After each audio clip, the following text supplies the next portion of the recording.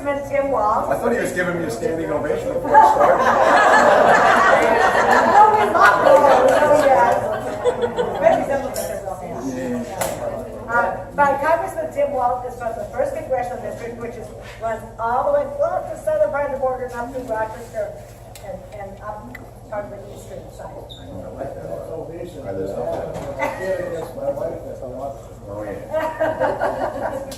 yeah. And so Tim and I, Tim, we met at the convention when we were endorsing Obama. And Remember that?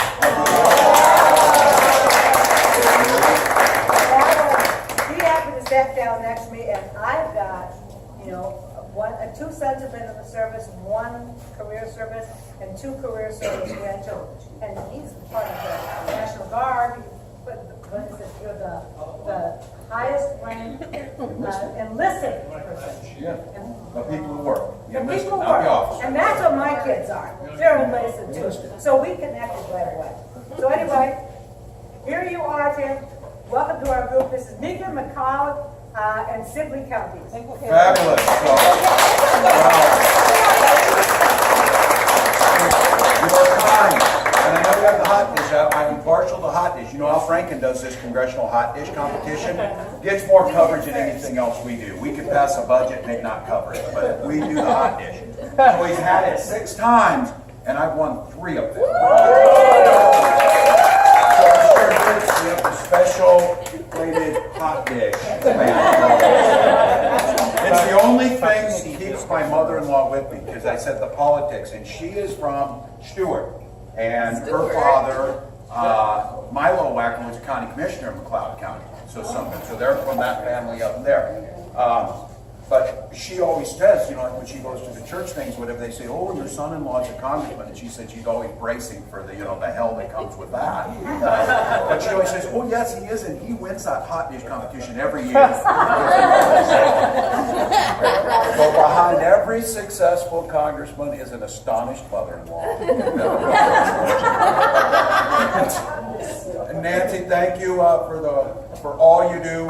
And I have to say, I thought there wasn't any other reasons I could like you, but I was thinking about this, that I am very partial to really, really awesome lieutenant governor candidates. But thank you all. I know you're busy. You just ate. Also, as a teacher, some of you in here, the teachers know this, the research. Yes. The least productive time of the day is the 30 minutes after someone eats. So I don't know why you scheduled me to do this. But I'm Tim Walz. I'm a school teacher at Mankato West High School. I taught geography there. Started my teaching career teaching 4th grade at Wolf Creek Elementary on Pine Ridge. Got the opportunity to be part of the first group of American high school teachers to teach in the People's Republic of China.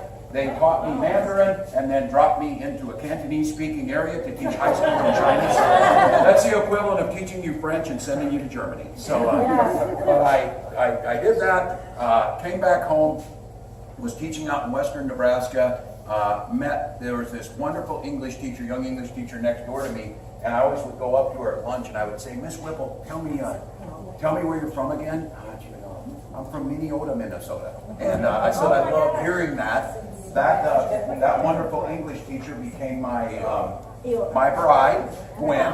And she said she was very proud of her name, but she thought, I cannot be Gwen Whipple-Walz. It just doesn't work so she's Gwen Walz. She is a teacher in the Mankato schools down there, and she's our assessment coordinator. And we were both young teachers, and I grew up in a small farming community in Nebraska. My mom's still on the farm. It's been our family 130 years.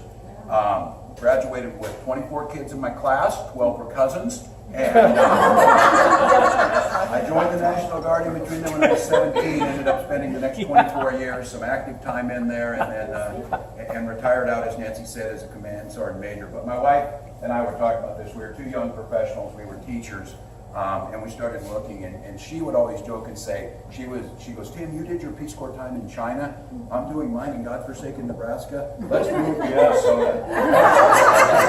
I got to thinking why we did it. And when you looked around as a young professional, the beacon that was Minnesota, a place that valued education, a place that valued their teachers, a place that valued community, a rich tradition of agriculture in the Midwest. We're very proud of that, but with an idea and an eye towards the future. So we moved to Mankato where we established our family. My daughter Hope is 16. She's a junior at Mankato West. They're playing in the state soccer tournament this week, so we're very excited about that. She fell from her mom's athletic tree, not mine. So, and my son Gus is 11. And it's been the privilege of my life for the last 11 years to represent the 1st District in Congress. Those of you who know that it goes from right outside Sioux Falls over to the Mississippi River. It is one of the most productive agricultural lands in the world. It's also a leader in renewable energy, wind, and biofuels. It's home to the Mayo Clinic and other incredible medical institutions. It has been a privilege to represent them. I did not know when I first ran. I, like many of you, came back from a deployment in 03 and 04 with my guard unit. The campaign was in full swing. I was thinking that, my God, I have to do something. This Bush administration's killing me. Now I look back quaintly how it was. But we got involved, put our money where our mouth was, ran as proud Democrats on investing in education, in structure, making rather. I'd like to be your next congressman. I grew up being taught that success is you collect, and it is not measured by how much you achieve, rather by how much you help others achieve. And I want to inspire others to look at it the same way. We are the most fortunate people